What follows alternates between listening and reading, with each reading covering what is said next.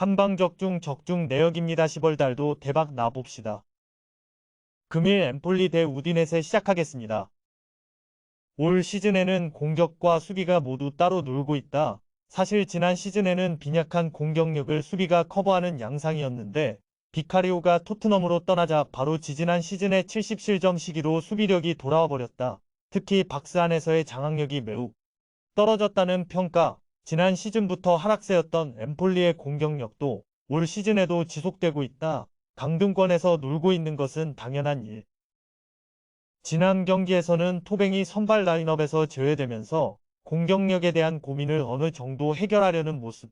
루카가 거의 터치 수를 못 가져갔음에도 불구하고 골을 넣는 등 나름의 긍정적인 면이 있었다. 상대의 박스안 수비가 너무 부실한 상황이라 루카의 EM과 넘는 장신을 이용해서 직선적인 공격을 해도 나름대로는 해결법이 될 수 있을 것으로 보인다. 우디네세의 우세를 기대해보는 매치다. 일단 엠폴리의 올 시즌 밸런스는 상당히 무너진 상태. 물론 우디네세도 여전히 톱 자원에 대한 고민이 있지만 투톱 구성의 변화를 줌과 동시에 상대의 빈약한 박스 안 수비를 공략할 수 있는 장신 공격수 활용도 나름대로 기대를 해볼 수. 금일 조합픽은 모두 무료로 보내드렸습니다. 못 받으신 분들 및 궁금하신 분들은 영상 아래 고정 댓글로 편하게 말 걸어주세요.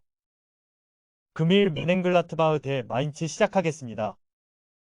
최근에는 라이프치히를 상대로 꽤 괜찮은 내용을 보이더니 원정에서 보움을 3-1로 이겨버렸다. 일단 3-5-2로 전환한 것이 상당히 괜찮게 작용하고 있는 듯 올 시즌 주전 멤버들이 되고 이탈해 극단적인 공격 라인을 쓰는 것에 대한 효용이 부족했던 것을 선수비 마이너스 후역습으로 나가면서 해결하려는 듯. 사실 마인츠가 늘 경합 상황에서 별로인 모습이라 생각보다 후방에 신경을 많이 쓰는 것이 도움이 될 여지는 있다.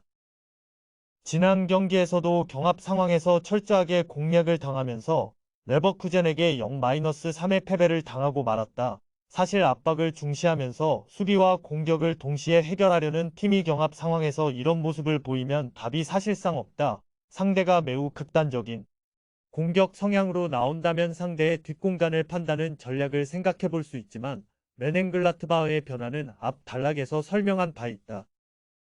멘헨글라트바흐의 우위를 기대해 보겠다. 이제 멘헨글라트바흐는 선수비 마이너스 후역습 성향 팀이라고 봐도 좋을 것이고 지금까지는 내용 면에서 나름대로 실점을 줄이면서 선전하는 흐름이다. 마인츠의 경합 상황 난조까지 감안하면 생각보다 멘헨글라트바흐가 전진하는데도 마인츠가 제대로 된 대응을 하지 못할 가능성도 높다. 금일 조합픽은 모두 무료로 보내드렸습니다. 못 받으신 분들 및 궁금하신 분들은 영상 아래 고정 댓글로 편하게 말 걸어주세요. 금일 US 레체 대 사수올로 시작하겠습니다.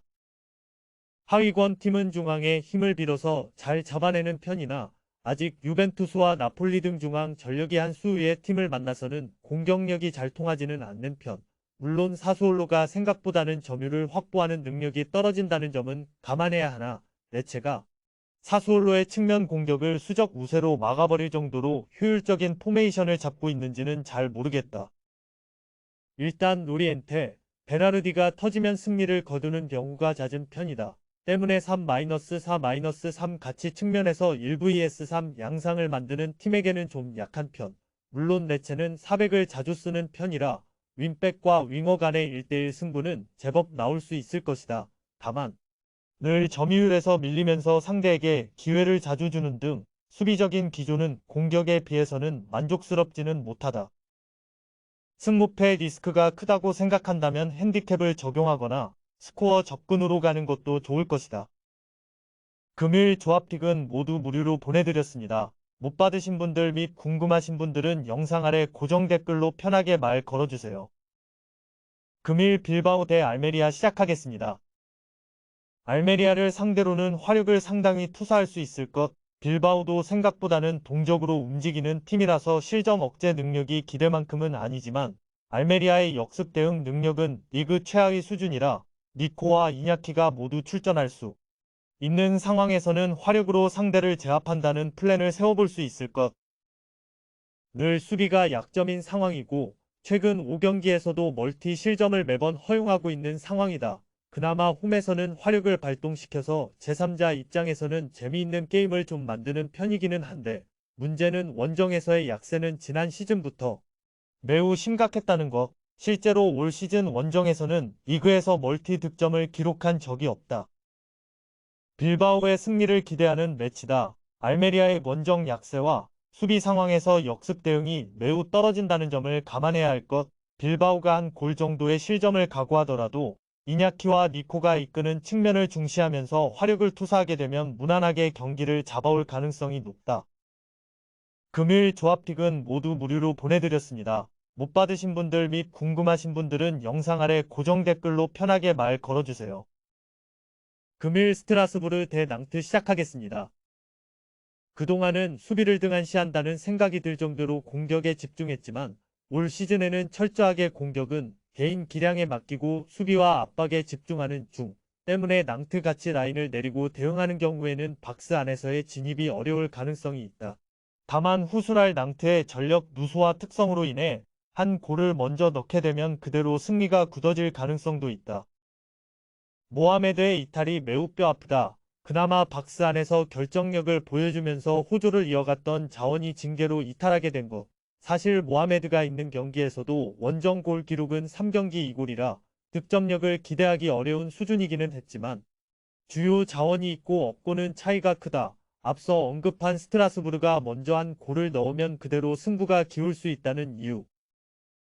다만 낭트의 주포 이탈과 원정에서의 득점 난조를 생각한다면 스트라스부르가 한 골을 넣으면 그대로 스트라스부르의 승리로 마무리가 될 가능성이 높다. 스트라스부르의 신승 양상을 예상해보겠다.